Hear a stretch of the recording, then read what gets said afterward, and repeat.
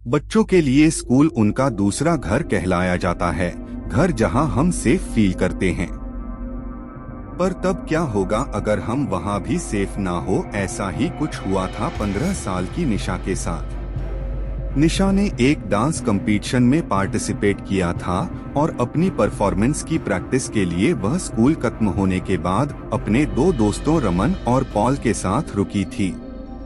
Dance practice करते वक्त निशा के दोस्त पॉल का बैलेंस बिगड़ गया और वह नीचे गिर गया।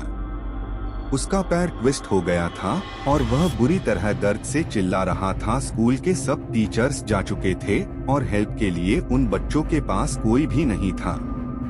तभी निशा भागकर मेडिकल रूम गई, लेकिन वहां भी तब तक ताला लग चुका था। उसी वक्त निशा को लगा कि जैसे कोई उसके पीछे से ऊपर गया है।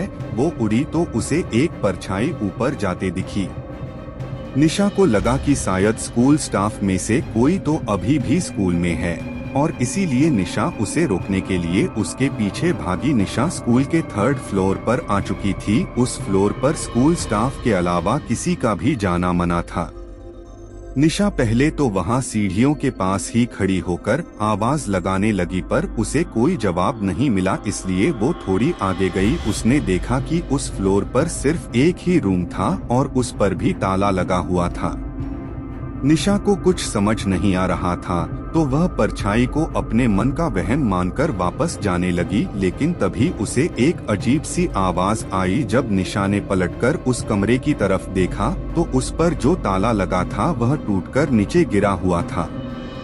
निशा एकदम से चौंक गई। वह उस रूम के अंदर गई। उसे दिखा एक आदमी खिड़की की तरफ मुंह करके खड़ा है। निशा ने उससे पूछा क्या वह उसके साथ चलकर पॉल की मदद करेगा, लेकिन वह आदमी में निशा को कोई रिएक्शन ही नहीं दिया। निशा को सब कुछ बहुत अजीब लग रहा था। उसने फिर से उस आदमी को पुकारा, लेकिन तभी अचानक उस कमरे का दरवाजा अपने आप बंद होने लगा। निशा ये देखकर घबरा उठी। वह दरवाजे की तरफ गई और उसे खोलने की कोशिश करने लगी, लेकिन वह दरवाजा नहीं खुला। तभी निशा को उस आदमी की हंसने की आवाज आने लगी। वह बहुत डरावने तरीके से हंस रहा था और धीरे धीरे उसकी हंसी तेज होती जा रही थी। निशा में पलटकर देखने की हिम्मत ही नहीं हो रही थी और वह डर के मारे जोरों से दरवाजे पर पीटने लगी। तभी निशा को अपनी गर्दन पर हल्की सी हवा का एहसास हुआ। उसने पलटकर देखा तो उसका दिल दहल उठा। वह आदमी जो कुछ देर पहले खिड़की की ओर देख रहा था, वह अब ठीक उसके सामने खड़ा था। उसके चेहरे पर एक हल्की सी हंसी थी जो निशा को बहुत डरावनी लग रही थी।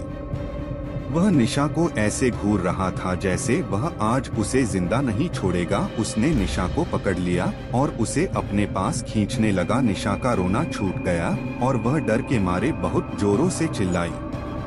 उस आदमी ने निशा के मुंह पर हाथ रखा और निशा के साथ बदसलूकी करने लगा। उधर निशा को ढूंढते हुए रमन स्कूल के गार्ड को लेकर 3rd फ्लोर पर पहुंचा, जहां उन्हें निशा की चीख सुनाई दी। वे जल्दी से उस कमरे में गए और उन्होंने देखा निशा जमीन पर बैठी रो रही है और उसके आसपास कोई नहीं है। उसकी शर्ट ऊपर से थोड़ी फटी हुई थी और उसके चेहरे पर चोट के निशान थे। उसने सबको अपने साथ हुआ सारा किस्सा बताया। निशा के साथ हुए इस हादसे को सुनकर स्कूल गार्ड का चेहरा बिल्कुल पीला पड़ गया। गार्ड ने निशा और उसके दोस्तों को बताया कि कुछ साल पहले स्कूल में एक सफाई कर्मचारी काम करता था। वह थोड़ा पागल सा था और वह लड़कियों को बहुत ही गंदी नजरों से देखकर हंसता रहता था। एक बार उसने एक लड़की के साथ बदसलूकी भी की थी। उस लड़की ने जब उसकी शिकायत की तो स्कूल की प्रिंसिपल ने उसे हमेशा के लिए उसे स्कूल से निकाल दिया। उसके एक हफ्ते के अंदर उस पागल आदमी ने 3rd फ्लोर वाले स्टोरेज रूम में जाकर खुद को मार डाला। उसकी मौत का काफी दिनों तक किसी को पता ही नहीं चला था। उस आदमी की बॉडी बहुत ही डरावनी हालत में पाई गई थी और तब से उसकी आत्मा उसी कमरे में भटक रही है। इसीलिए स्कूल के 3rd फ्लोर पर किसी का भी जाना बंद है। इस इंसिडेंट के बाद निशा इतनी डिस्टर्ब हो गई कि वह कुछ दिन तक स्कूल ही नहीं गई, बल्कि कुछ ही महीनों में उसने एक नए स्कूल में एडमिशन भी ले लिया। लेकिन वह कभी भी उस आदमी की भयानक हंसी नहीं भूल पाएगी।